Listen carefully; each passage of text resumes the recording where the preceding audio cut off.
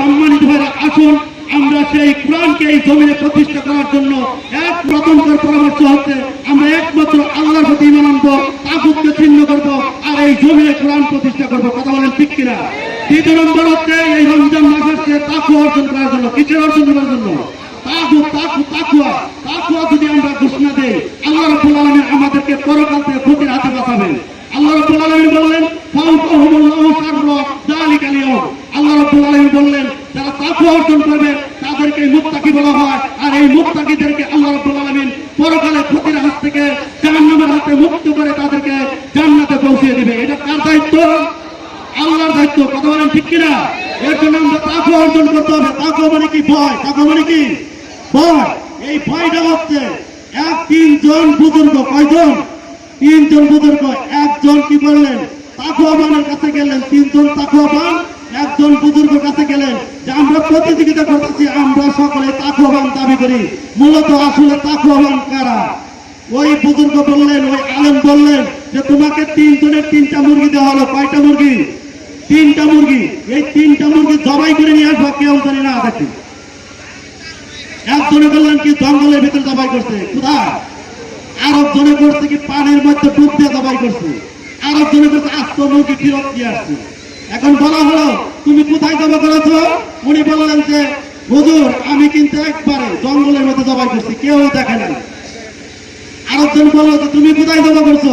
বলে আমি একবার পানির মধ্যে নিচে ডুব দিয়ে জবাই করছি, কেউ দেখে নাই। তুমি কেন আস্ত মুরগি ফিরত দিয়ে আসছো? তুমি কি কারণে জবাই করো না? কারণটা কি? বললেন যে হুজুর আমি যেখানেই গিয়েছি সেখানেই কেউ না দেখলে একমাত্র আমার আল্লাহ দেখে। কে দেখে? আল্লাহ দেখে। এটা হচ্ছে তাকওয়া। এটা কি? তাকওয়া।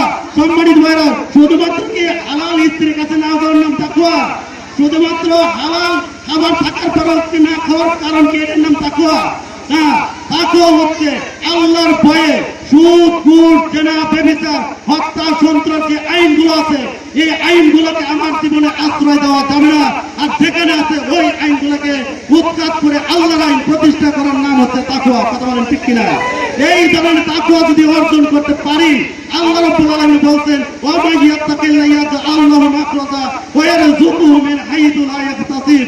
আল্লাহ রাব্বুল আলামিন বলেন যারা একমাত্র ঈমানদার তাকওয়াবান তাদেরকে আমি কি করব? আমি আল্লাহ রাব্বুল আলামিন সকল সংকটের পথ থেকে আমি উদ্ধার করব। শুধু তাই নয়, তাদেরকে এমন রিজিকের ব্যবস্থা করে দেব কোথায় থেকে রিজিক আসে কল্পনাও করতে পারে। আল্লাহ রাব্বুল আলামিন আরো বললেন ওয়া মান ইয়াত্তাকিল্লাহ ইয়াজআল লাহু মিন আমরিহি ইউসরা। আল্লাহ রাব্বুল আলামিন বললেন একমাত্র মুত্তাকিদেরকে আমি সকল বিষয়ের জন্য আমি সহজ করে দেব। সকল বিষয় সহজ করে দেব। এটার মালিক কে? আমরা সহজ চাই না কঠিন চাই? সহজ যদি চাই তাহলে কি করতে হবে? আমাদের তাকওয়া অর্জন হতে হবে, আমাদের মুত্তাকি অর্জন করতে হবে। পারবো তো ইনশাআল্লাহ? আমরা যদি সেই মুত্তাকি অর্জন করতে পারি, আল্লাহ রাব্বুল আলামিন বললেন ওয়া জান্নাতাইনাল্লাযিনা কানু আমানু ওয়া কানু ইয়াত্তাকুন। আল্লাহ রাব্বুল আলামিন বললেন আমি মুমিন মুত্তাকিদেরকে আমি সকল বিপদ থেকে উদ্ধার করব। বিপদ থেকে উদ্ধার হতে চাই তো ইনশাআল্লাহ? তাহলে কিন্তু তাকওয়া অর্জন করতে হবে। কি অর্জন করতে হবে? তাকওয়া অর্জন করতে হবে। আল্লাহ রাব্বুল আলামিন বললেন আল্লাযীনা আমানু ওয়া কানু ইয়াত্তাকুন লাহুমুল বুশরা ফিল হায়াতিদ দুনিয়া ওয়া ফিল আখিরাহ। আল্লাহ রাব্বুল আলামিন বললেন যারা তাকওয়াবান অর্জন করেছে, ঈমানদার মুত্তাকি, আমি আল্লাহ তাদের জন্য দুনিয়ার সুসংবাদ এবং পরকালের তাদের জন্য সুসংবাদ দিলাম, তাদের জন্য জান্নাত। কথা বলেন ঠিক কিনা? তাহলে আমাদের কি করতে হবে? তাকওয়া অর্জন করতে হবে। কি অর্জন করতে হবে? তাকওয়া অর্জন করলে আল্লাহ রাব্বুল আলামিন বলতেন ইন্না আউলিয়াহু ইল্লাল মুত্তাকুন। আল্লাহ রাব্বুল আলামিন বললেন যারা তাকওয়াবান মুত্তাকি আমি আল্লাহ তাদের বন্ধু হয়ে যাব। সুবহানাল্লাহ বলবেন না? আল্লাহ কি হয়ে যাবে? তাকওয়াবান মুত্তাকিদের জন্য বন্ধু হয়ে যাবে। আল্লাহ রাব্বুল আলামিন বললেন ইন্নাল্লাযীনা তাকাউ মাসসাহুম তায়িবুম মিনাশ শাইতান ওয়া তাযাক্কারু ফাইদাহুম মুবসিরুন।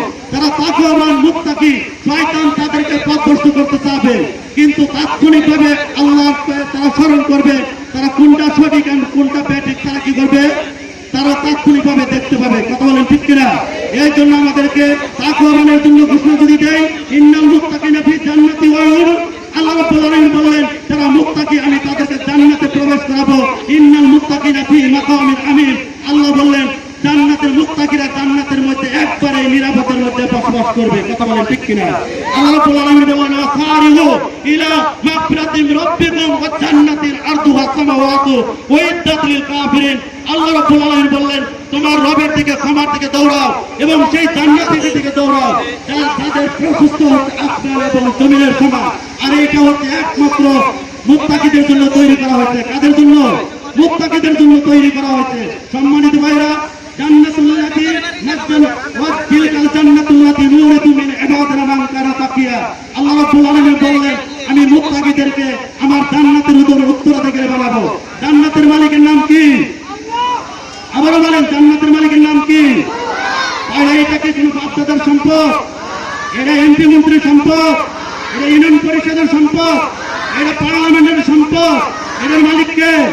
আমরা সকালে জান্নাতে যেতে চাই কিনা? জান্নাতে যেতে চাইলে কিন্তু আল্লাহর ঘোষণা তিলকাল জান্নাতুল্লাতি নূরাতু মিন ইবাদিনা মান কানা তাকিয়া।